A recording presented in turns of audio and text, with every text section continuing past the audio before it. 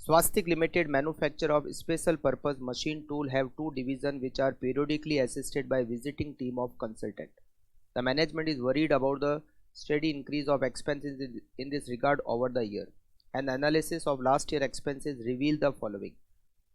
Consultant को हम बुलाते हैं, कंसल्टेंट को होटल में हम रुकाते हैं।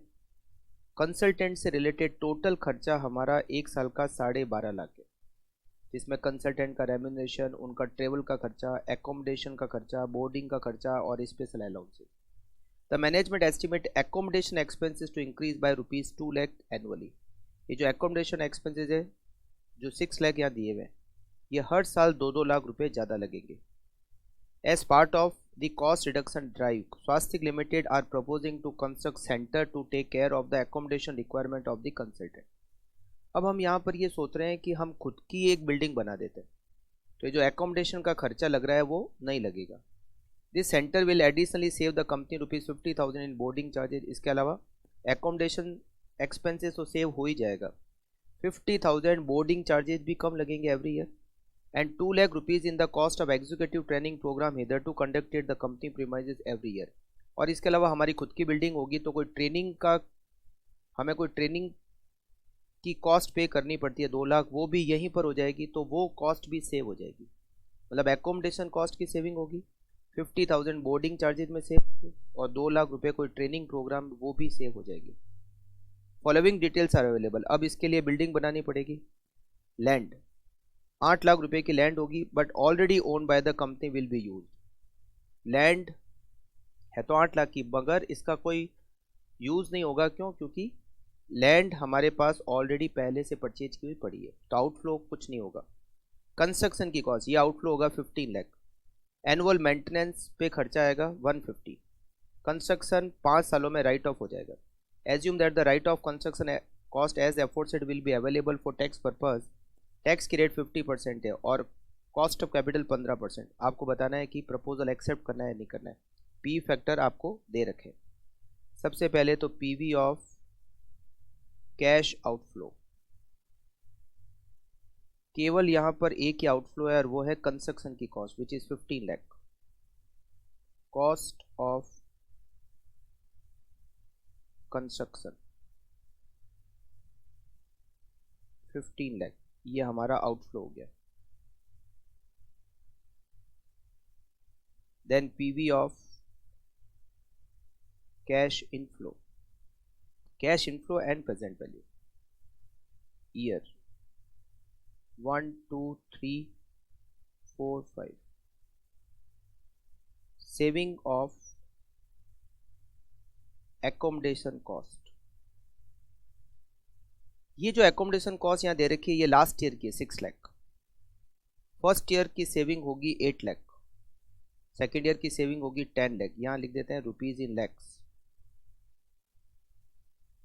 थर्ड ईयर की सेविंग होगी 12 लाख, क्योंकि यहाँ लिखा हुआ है कि accommodation expenditure every year 2 lakh से इंक्रीज होगा। तो अगर खुद की बिल्डिंग बन जाएगी तो एकोमोडेशन कॉस्ट जो है वो पूरी तरह से सेव हो जाएगा। 8 लाख फर्स्ट ईयर की सेविंग, सेकेंड ईयर की 10 लाख, फिर 12, फिर 14 लाख और फिर 16 lakh. Saving of boarding cost, boarding charges, boarding charges में भी सेविंग होगी एवरी ईयर 50,000, 0.5 लाख। और एक और सेविंग होगी ट्रेनिंग प्रोग्राम कॉस्ट की saving, saving of training cost every year 2 lakh.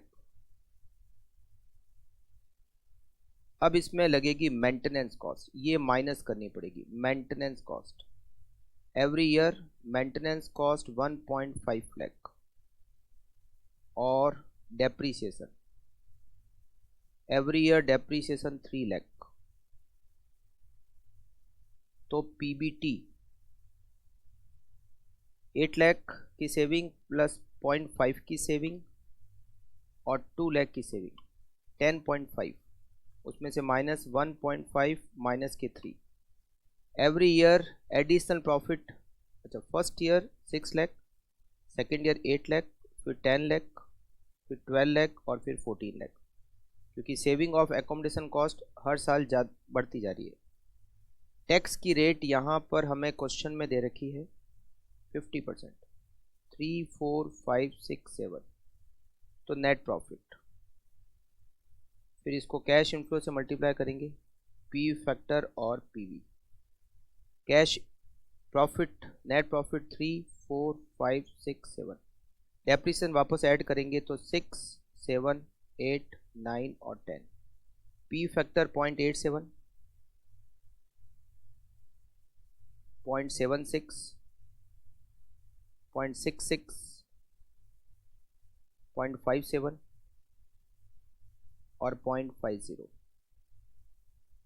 PV 6 into 0.87, 5.22, 7 into 0.76, 5.32, 8 into 0.66, 5.28, 9 into 0.57, 5.13 और 10 into 0.5, total 25.95। Terminal cash inflow यहाँ पर है ही नहीं। NPV 25.95 minus 50, 10.95 lakh. Project should be accepted.